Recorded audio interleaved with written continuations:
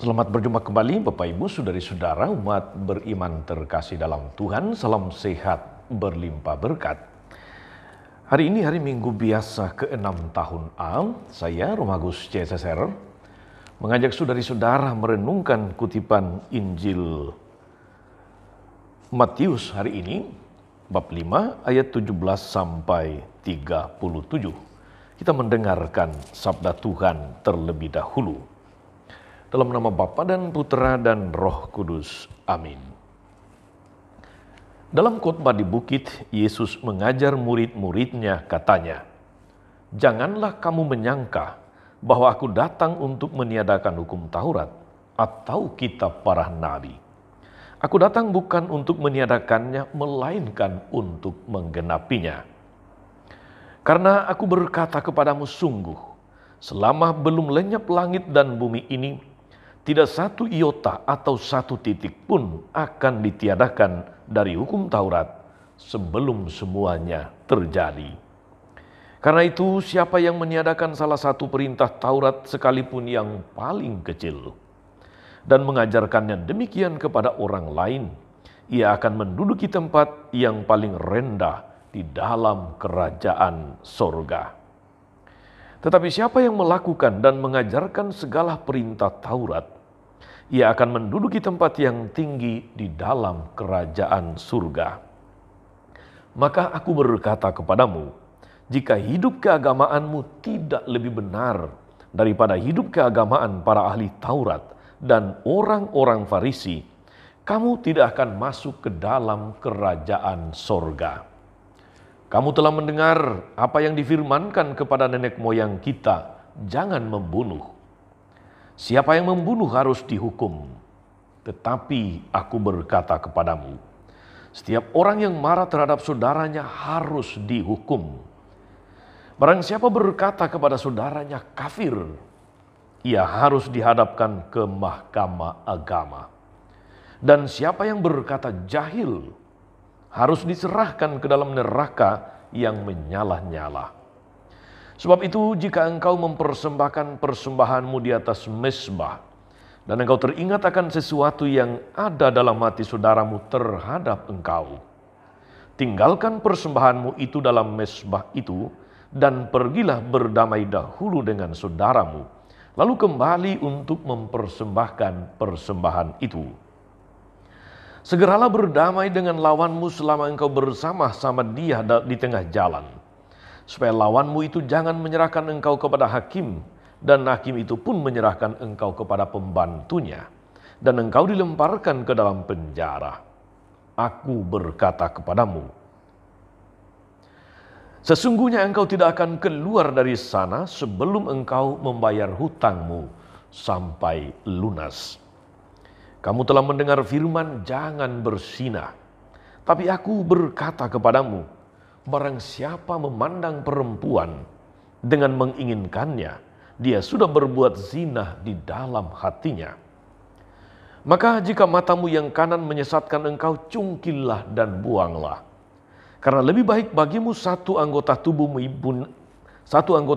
binasa, daripada tubuhmu seutuhnya dicampakkan ke dalam neraka. Dan jika tangan kananmu menyesatkan engkau, penggallah dan buanglah. Karena lebih baik bagimu satu anggota tubuhmu binasa, daripada tubuhmu seutuhnya masuk ke neraka. Kamu telah mendengar pula apa yang difirmankan kepada nenek moyang kita, jangan bersumpah palsu. Melainkan peganglah sumpahmu di hadapan Tuhan. Tetapi aku berkata kepadamu, jangan sekali-kali bersumpah. Baik demi langit, karena langit adalah tahta Allah, maupun demi bumi, karena bumi adalah tumpuan kakinya. Ataupun demi Yerusalem, karena Yerusalem adalah kota Raja Agung. Jangan pula engkau bersumpah demi kepalamu, karena engkau tidak berkuasa memutihkan atau menghitamkan sehelai rambut pun. Jika iya, hendaklah katakan iya. Jika tidak, hendaklah kamu katakan tidak. Apa yang lebih daripada itu berasal dari si jahat. Demikianlah sabda Tuhan. Saudari-saudara, umat beriman terkasih dalam Tuhan kita Yesus Kristus, para pendengar setia renungan Mutiara Pagi maupun Daily Fresh Juice yang diberkati oleh Tuhan. Mendengarkan firman Tuhan hari ini, saya teringat akan sebuah kata yang beberapa bulan terakhir ini seringkali muncul di jagat media, muncul di televisi-televisi, di koran dan sebagainya, yaitu kata antitesis. Kata antitesis ini muncul dalam kaitan dengan politik memang, menyangkut pencalonan capres dan sebagainya, dan ada yang mencoba membandingkan entah Jokowi dan Anies Baswedan, dan kemudian muncul kata tesis dan antitesis. Tapi saya ingin berkhotbah hari ini saudari-saudara, lebih dalam kaitannya dengan Yesus sebagai antitesis. Yesus sang antitesis. Dia adalah antitesis terhadap orang-orang Farisi, ahli-ahli Taurat, para imam dan rabi pada masa itu. Termasuk dalam kutipan firman Tuhan hari ini, saudara-saudari, makin teranglah bagi kita akan apa yang saya katakan Yesus sebagai antitesis. Dalam khotbah di bukit, saudari-saudara, rasanya tidak ada yang paling kontroversial daripada khotbah di bukit yang sebagian saya bacakan dalam kutipan Injil hari ini. Secara praktis saudari-saudara, bagaimana memahami bahwa yang disebut berbahagia itu adalah mereka yang miskin, mereka yang lapar, yang haus, yang dianiaya dan sebagainya. Dalam logika manusiawi kita itu tidak mungkin. Sebab dalam kenyataannya saudari-saudara, memang orang-orang miskin lebih pas kalau kita katakan sebagai yang paling malang, yang paling tidak beruntung dalam hidupnya, daripada disebut sebagai yang berbahagia. Coba dengarkan saudara-saudari ajaran Yesus selanjutnya ketika dia mengatakan ini, kasihilah musuhmu. Musuh kok dikasihi? Namanya musuh, ya musuh harus dilawan, harus dihajar, harus dihancurkan. Tetapi justru Yesus membuat antitesis dengan mengatakan, kasihilah musuhmu. Lebih kontroversial lagi, hanya dalam satu pasal saja, dalam Matius bab 5, tidak kurang dari 5 kali Yesus mengatakan, kamu telah mendengar yang difirmankan kepada nenek moyang kita dan seterusnya. Tetapi aku berkata kepadamu. Padahal menurut ajaran resmi pada masa itu saudari-saudara, hukum Taurat itu diberikan Allah.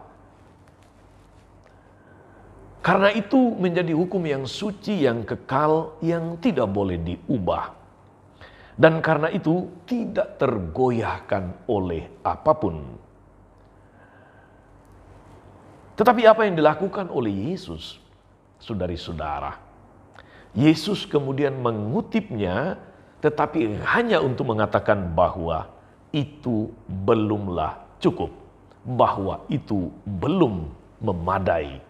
Karena itu, Yesus lanjutkan, aku berkata kepadamu. Saudari-saudara, kalau ada orang yang berani berkata demikian, maka hanya ada 2 kemungkinan. Pertama, dia adalah orang gila. Atau yang kedua, dia adalah seorang yang memang mempunyai otoritas, mempunyai kuasa, mempunyai kewibawaan yang luar biasa, yang jauh melebihi Taurat, yang jauh melebihi Musa. Dan di antara 2 kemungkinan itu, saudari-saudara, Yesus berada di mana? Tapi yang jelas saudara-saudara, kalau kita membaca selanjutnya, Alkitab memberikan kesaksian demikian dalam Matius bab 7 ayat 28 sampai 29 di bagian akhir dari khotbah di bukit. Dikatakan, setelah Yesus mengakhiri perkataan ini, takjublah orang banyak yang mendengar pengajarannya. Sebab ia mengajar mereka sebagai orang yang berkuasa, tidak seperti ahli-ahli Taurat. Yesus menggenapi, Yesus menyempurnakannya. Yesus menjadi antitesis dari orang-orang Yahudi dengan segala macam pengajaran mereka, dengan segala macam cara hidup mereka, dengan segala macam tindak tanduk mereka sebagai pengajar bangsa Israel.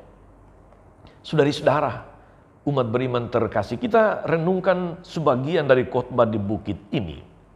Di sini kita menemukan saudari-saudara konsep dosa yang sungguh amat berbeda dengan pemahaman kebanyakan orang.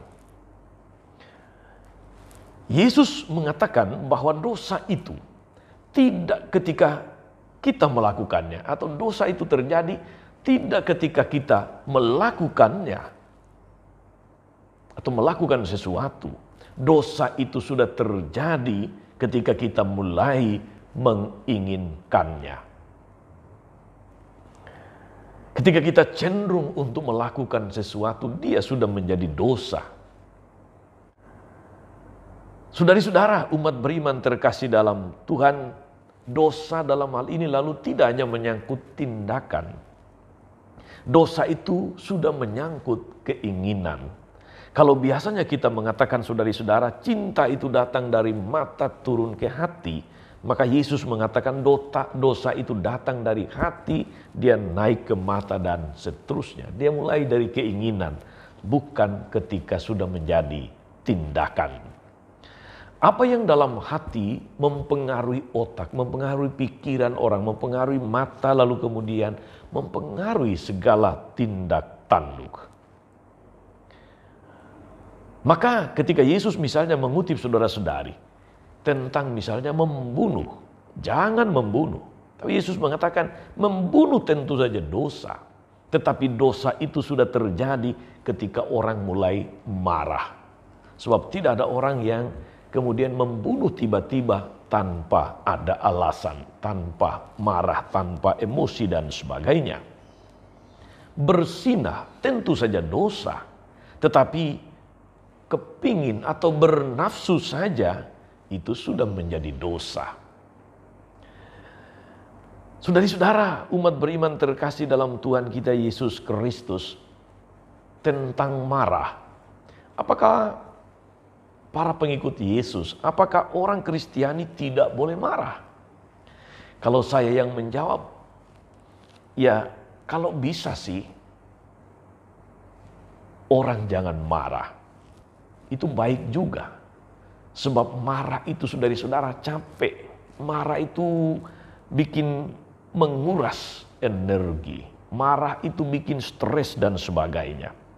Tetapi kalau kita membaca dalam kitab suci saudara-saudari, yang dipersoalkan sebenarnya bukan soal marahnya. Marah itu tidak bisa dihindarkan. Kalau orang punya perasaan, tentu saja dia bisa marah. Ketika dia merasa tersinggung, ketika dia merasa disakiti, ketika dia merasa diperlakukan tidak adil, dengan tidak benar dan sebagainya. Kalau bukan marahnya itu sendiri yang dipersoalkan, lalu apa?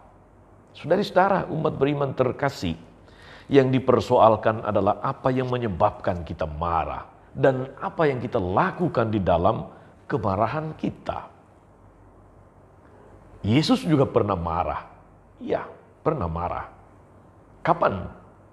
Ketika rumah Allah, ketika bait Allah, bait suci dipakai untuk menggelar kerakusan, dipakai untuk menggelar ketidakadilan, dipakai untuk menggelar manipulasi, dipakai untuk menggelar kecurangan, dipakai untuk mencari keuntungan.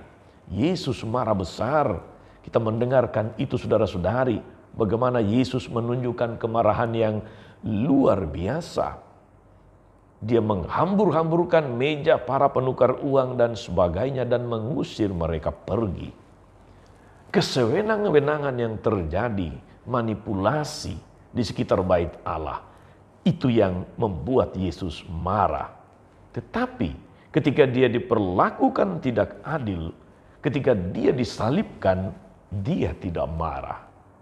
Dia tidak membalas dendam. Dia lakukan itu dengan penuh ketaatan kepada kehendak Allah. Saudara-saudara, Alkitab membedakan marah yang kudus dan marah yang egoistis.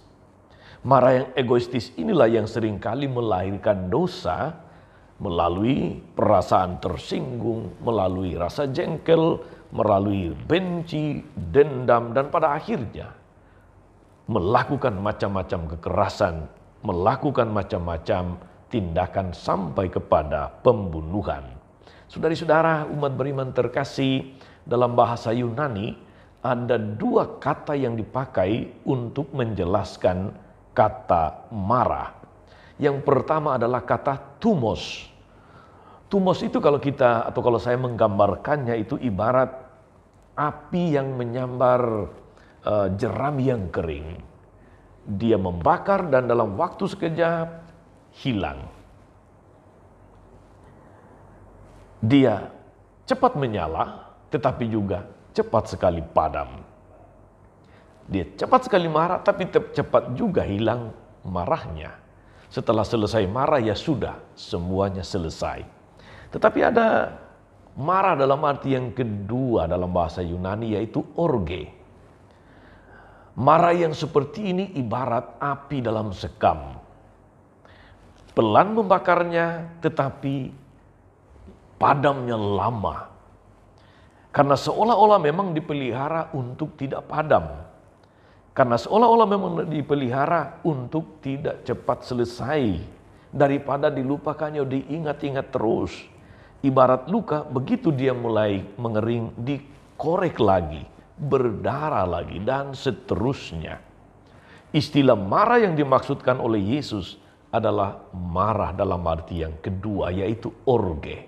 Marah yang ibarat api dalam sekam, yang menyimpan dendam, yang menyimpan kepahitan, yang menyimpan nafsu untuk membalas dan sebagainya.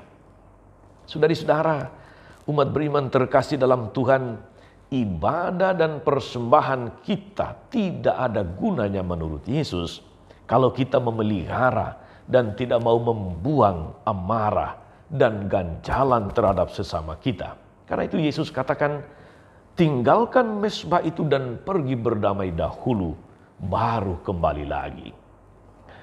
Saudari-saudara, umat beriman terkasih, dalam hal sumpah palsu Yesus mengatakan, jangan sekali-kali bersumpah. Jika iya, katakan iya. Jika tidak, katakan tidak. Lebih daripada itu berasal dari si jahat. Orang benar, orang jujur tidak akan tergoda untuk bersumpah palsu. Karena dia sadar bahwa apa yang dia lakukan, yang ia pikirkan adalah gambaran kejujuran hidupnya. Jadi tidak perlu mencatut nama Tuhan hanya untuk membenarkan kepalsuan dan kebohongan dalam hidup. Saudari-saudara, umat beriman terkasih dalam Tuhan, saya mengajak kita pada hari Minggu ini untuk berusaha hidup baik, hidup benar, dan jujur di hadapan Tuhan. Sebab Tuhan Yesus sendiri menegaskan, jika hidup keagamaanmu tidak lebih baik daripada orang-orang Farisi dan ahli Taurat, kamu tidak akan masuk ke dalam kerajaan sorga. Bacaan kedua hari ini meneguhkan kita, saudara-saudari, bahwa hidup atau mati itu ada di depan kita. Pilihan itu ada pada kita. Mau memilih hidup atau memilih mati. Apa yang kita pilih, itu yang akan diberikan kepada kita. Maka mari kita memilih dengan bijaksana. Memilih itu berarti menimbang-nimbang dengan penuh kebijaksanaan, dengan penuh hikmat. Sehingga pilihan kita itu adalah pilihan yang sesuai dengan kehendak Allah. Pilihan bijak orang beriman adalah mengikuti jalan Tuhan, melaksanakan kehendak-Nya. Selamat berhari Minggu saudara-saudara, Tuhan Yesus memberkati kita semua. Amin. Tuhan Yesus Kristus, kami bersyukur atas firman-Mu, sabda dalam khotbah di bukit yang sungguh meneguhkan, yang sungguh mengajari kami untuk menjadi pribadi-pribadi yang berjuang untuk hidup benar, berjuang untuk hidup suci, berjuang untuk hidup sesuai dengan kehendak-Mu. Kuatkan kami dengan kuasa Roh Kudus-Mu, agar kami senantiasa hidup, senantiasa setia dan taat hanya kepadamu. Semoga kami hidup apa adanya, jujur dan tulus di hadapan-Mu. So, Engkaulah Tuhan dan pengantara kami sepanjang segala masa. Amin. Saudari-saudara sekalian, berkat Allah turun atas saudari-saudara, atas mereka yang kita doakan atau kita janjikan doa mereka yang sakit dan menderita, segala rencana, karya dan pelayanan hari ini, Bapa dan Putra dan Roh Kudus. Amin. Tetap sehat, tetaplah menjadi berkat. Jangan lupa like, subscribe, nyalakan lonceng notifikasinya. Salam 52, Tuhan memberkati.